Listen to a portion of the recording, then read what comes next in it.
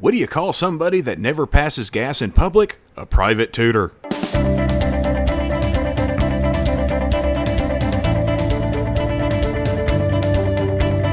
Hey folks, welcome to This Week in History, and right off the bat, we want to go ahead and thank our patrons, Steve Stevens, Clayton Jaimez, Ebony Coleman, and the Hayes family. We appreciate your support, and we appreciate the support of all of you with your liking, watching, subscribing, all that good stuff. But if you want to help out a little bit more, you can check out our Patreon, the link's down in the description. Anywho, let's get into this. On August 1st in 30 BC, Octavian entered Alexandria, Egypt after defeating the forces of Mark Antony and Cleopatra, bringing it under the control of the Roman Republic. This would lead to the suicides of both Antony and Cleopatra several days later. On August 2nd, 932, after a 2-year siege, the city of Toledo surrendered to the forces of the Caliph of Cordoba. The city had been in rebellion, and this pretty much brought an end to that. In 1377, Russian troops were defeated by the forces of the Blue Horde, Khan Arapsha, at the battle on Piana River. It wasn't that hard to win, considering the Russians had been sitting around drinking while waiting for the Blue Horde to arrive, and they were rather drunk when they were attacked. On August 3rd, 1492, Christopher Columbus set sail to begin his first and most famous voyage, and remember, he didn't sail for Spain. Spain didn't exist yet. In 1678, Robert Lasalle built the La Griffon, the first known ship built on the Great Lakes. And yes, I just said he built the Griffin. On August 4th in 1701, the Great Peace of Montreal